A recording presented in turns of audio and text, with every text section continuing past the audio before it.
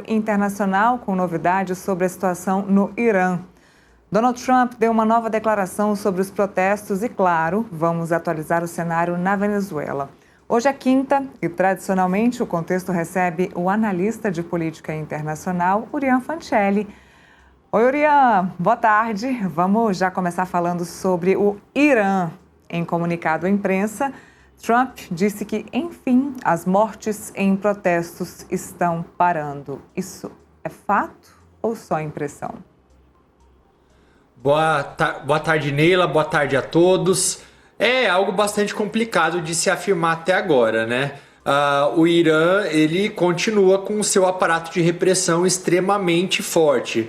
Dá pra gente dizer agora que o Donald Trump, ele parece ter entendido, não sabemos exatamente o que motivou esse entendimento dele, se foi de fato, como tem reportado a imprensa israelense, que seria uma pressão de países do Golfo, como é o caso da Arábia Saudita, dos Emirados Árabes, que estavam pressionando o Trump para que não agisse de maneira direta, porque entendem que isso poderia, inclusive, prejudicar tanto esses países que são aliados dos Estados Unidos, como também aquelas rotas comerciais. Lembrando que 1/5 de todo o petróleo mundial passa pelo Estreito de Hormuz ali no Irã, né? Então o Trump, ele teria entendido os riscos que representaria agir de determinada maneira, de uma maneira militar, contra o Irã. Então eu acho que esse é o primeiro ponto. Esse impulso de atacar, ele não vem só dos protestos nas ruas iranianas, mas também de uma pressão bastante antiga de Israel, que é um aliado dos Estados Unidos, para atingir aquele programa nuclear iraniano, e mais profundamente de uma certa obsessão histórica, tanto dos Estados Unidos quanto de Israel, de que é necessário a qualquer custo colocar ou promover uma mudança de regime no Irã. Então muita gente se convenceu de que o regime ele está por um fio, que bastaria um empurrão militar por parte dos Estados Unidos para que esse regime caísse. Só que o problema é que isso não tem nada a ver com promover democracia. Os iranianos que eles protestam, eles querem mudanças profundas, eles querem liberdade, eles querem dignidade, e não a imposição de um líder associado a bombardeios estrangeiros. Então, um governo que surgisse sob bombas, principalmente bombas americanas, ele dificilmente teria legitimidade diante de uma sociedade profundamente nacionalista, mesmo revoltada com a República Islâmica. De Donald Trump, ele inclusive falou sobre os protestos, né, as mortes durante os protestos. A gente separou o trechinho que ele falou sobre isso e é o que a gente vai ouvir. We've been told that the killing in Iran is stopping. It's stopping. And there's no plan for executions or executions. So I've been told that on good authority. We'll find out about it. I'm sure if it happens, we'll all be very upset, including you will be very upset, but that's just gotten to me from information that the killing has stopped, that the executions have stopped. They're not going to have an execution, which a lot of people were talking about for the last couple of days. Today was going to be the day of execution. They said people were shooting at them with guns and they were shooting back, and it's one of those things, but they told me that there'll be no executions, and so I hope that's true. Does this mean military action is now off the table against Iran? We're going to watch it and see what the process is, but we were given a very good statement by people that are aware of what's going on. But is Israel still considering military action? When they say no executions, everyone is talking about a lot of executions were taking place today. We were just told no executions. I hope that's true. That's a big thing. Yes, but... Bom, falando sobre os protestos ainda, o judiciário do Irã afirmou que o manifestante Irfan Soltani não foi condenado à morte. Ele foi o primeiro manifestante do país a supostamente receber uma sentença de morte desde o início da onda de protestos no país. Urian, como é que você avalia essa situação e como é que ela pode inflamar ainda mais os ânimos? O nome dele, né, foi muito falado, a gente viu foto dele em todos os jornais como se fosse um mártir, né? O nome dele foi o primeiro a ser realmente citado, né? De todas as pessoas que a gente vimos fotos, você inclusive foi uma pessoa que criticou bastante isso, a gente viu fotos de pilhas de corpos, mas no caso dele especificamente, a gente viu a foto e o nome dele nos jornais de todo o mundo. O simbolismo é bastante importante, até mesmo outro nome que ficou famoso alguns anos atrás foi o caso da Mahsa Amini, aquela moça. Então essas figuras, elas acabam surgindo e acabam dando sim um impulso para a resistência. Acontece que olhando para o Irã, eu vejo que o que tem lá é um regime que está disposto a levar a repressão até o limite. Até pode ter havido um recuo momentâneo depois que o Trump fala em ação forte, até sugerir uma intervenção militar, dizendo que teria informações de que as execuções seriam interrompidas, mas eu acho que ainda é bastante complicado a gente falar sobre isso, porque as próprias autoridades iranianas, elas continuam sinalizando o oposto, com o judiciário falando em julgamentos rápidos, em punições exemplares. Então é um padrão que não é um padrão novo. O regime, ao longo da sua história, ele já executou manifestantes em ondas anteriores de protestos e agora ele volta a usar também a pena de morte como instrumento de intimidação, justamente quando as mobilizações elas se transformaram em um dos maiores desafios do poder dos ayatolás, talvez em toda a história. Hoje, Neila, todo manifestante passou a ser rotulado como terrorista e ao participar de atos depois do início dessa escalada, o que muda quando o regime ele passa a classificar essas pessoas como terroristas? Ele acaba tentando artificialmente criar uma legitimidade tanto jurídica quanto moral para perseguir e para usar força letal contra essas pessoas.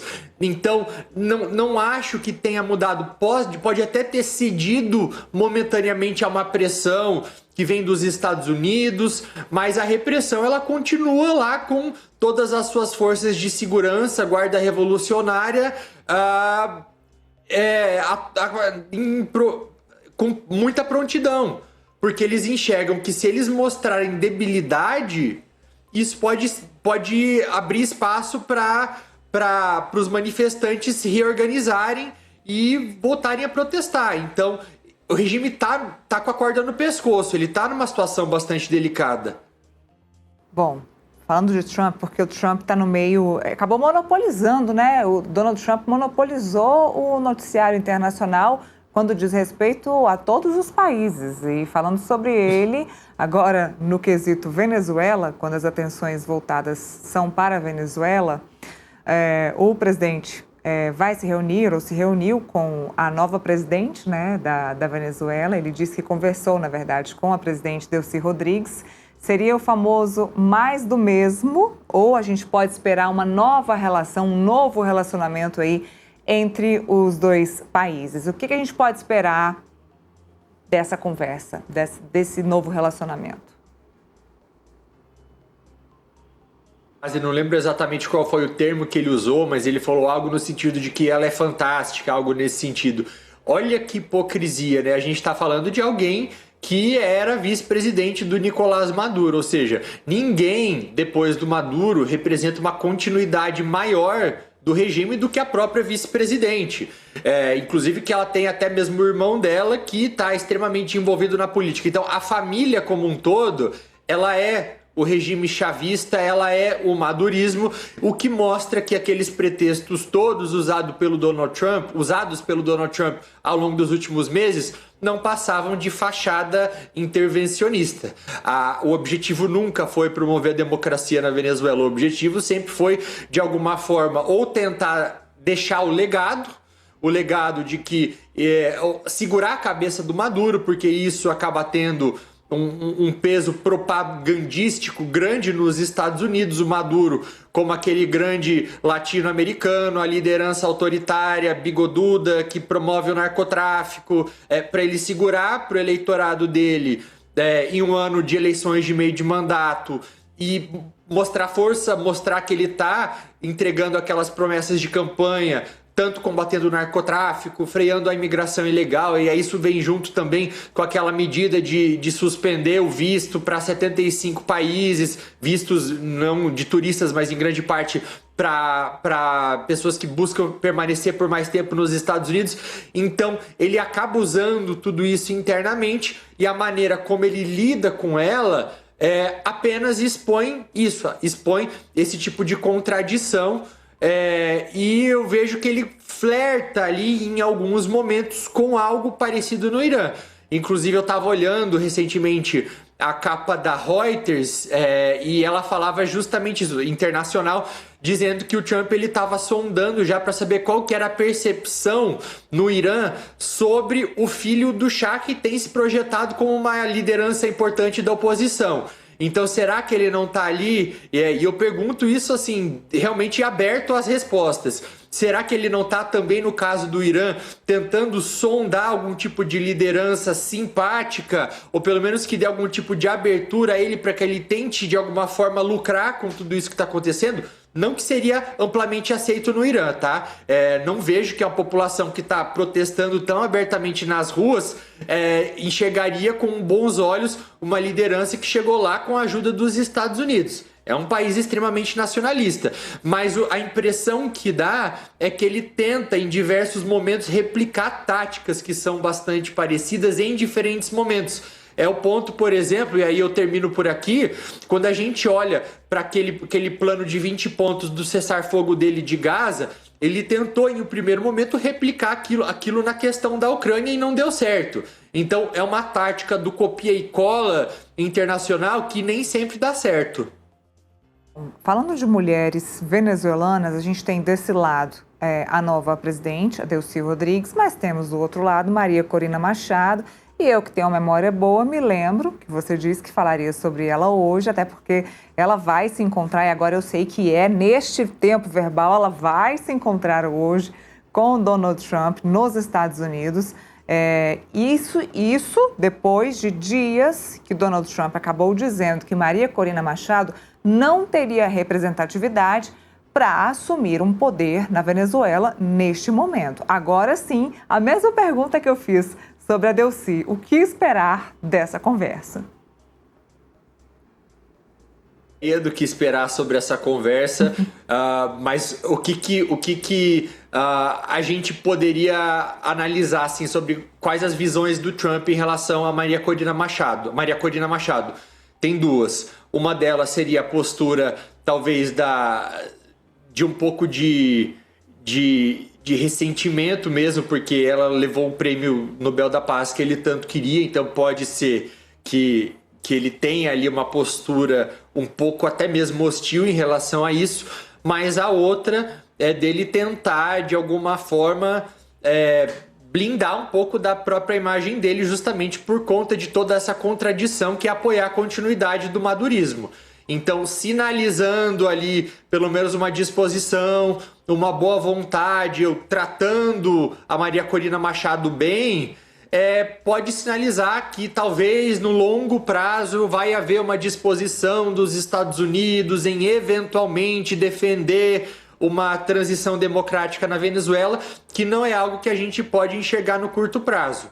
Lembrando que por que ela não recebeu o apadrinhamento? E aí tem aquelas duas explicações que a gente já falou sobre elas, que seria a primeira, porque o Trump ele teria essa mágoa pessoal dela, e existe a segunda, que para mim faz muito mais sentido, que é o fato de que ela, como sendo uma pessoa altamente crítica do regime o tempo inteiro, até mesmo intransigente, não entendendo a necessidade de haver negociação para que a Venezuela possa eventualmente caminhar rumo a uma democracia, ela sempre criticou, então ela fechou também qualquer possibilidade de diálogo. Então como que ela ia chegar agora, talvez como presidente interino ou até mesmo como candidata, sendo que ela historicamente sempre falou em prender e condenar todo mundo que fez parte do regime até então. Então ela não teria espaço para isso. É uma explicação pragmática, né? Pessoal, eu perdi o áudio do Urian. Urian, você me escuta? Escuto. Agora sim, voltei a te ouvir, que a gente vai falar agora de uma outra região envolvendo Donald Trump mais uma vez, que é a questão da Groenlândia. Isso porque Donald Trump, depois de ele ter declarado diversas vezes que pretende anexar a ilha aos Estados Unidos, os governos da Alemanha, da Suécia e da Noruega anunciaram que vão enviar militares à região. A gente está vendo isso na terça-feira. A Alemanha também havia se mostrado disposta a enviar militares ou a trabalhar junto à União Europeia para proteger a Groenlândia. O que a gente espera agora sobre isso? O que a gente pode avaliar dessa movimentação dos países europeus? Então, eu vejo que esse movimento em torno da Groenlândia, ele acaba sendo agora uma resposta direta a essa escalada de pressão dos Estados Unidos. Então, de fato, a Dinamarca, os aliados, eles decidiram aumentar a presença militar no território e também no entorno. Então, eles ampliaram os exercícios, deslocaram aviões, navios, tropas, justamente para deixar claro que eles têm capacidade de operar no Ártico e de defender a região em coordenação. Isso é bastante importante, falar em coordenação, porque a gente está falando de uma aliança de países. Então, isso envolve países europeus, países próximos. Então, ainda não é uma operação formal da OTAN, mas a mensagem é a de mostrar presença, de mostrar coesão, prontidão num espaço que ele se tornou, sim, bastante estratégico. O discurso oficial, ele bate na tecla da segurança no Ártico como algo vital não só para a Dinamarca, mas para todo o conjunto de aliados. E aí, esse reforço ele serve para sinalizar que a região ela não tá descoberta, ela não está desprotegida para ações unilaterais. Ao mesmo tempo, Neila, o que isso mostra? Mostra que os Estados Unidos eles estão abandonando algo que era extremamente importante. Seus aliados. O diferencial norte-americano não era só o poder militar, mas eram os seus aliados. Aliados da OTAN, países europeus. A partir do momento em que ele trata esses aliados como inimigos, como que fica? Como que o Putin, como que outras lideranças autoritárias ao redor do mundo passam a enxergar isso? Então, o Trump está minando a própria credibilidade, o próprio poder de dissuasão dos Estados Unidos. Isso é um problema. Essa questão da OTAN você também já tinha destacado aqui para a gente, porque se há essa discussão aí com a Dinamarca e com os países europeus, há também essa problemática da OTAN, assunto para a gente falar em um outro momento. Eu já te agradeço muito, Urian Fancelli, nosso analista de política internacional aqui do Contexto Metrópolis. Obrigado, Urian. Obrigado, até mais.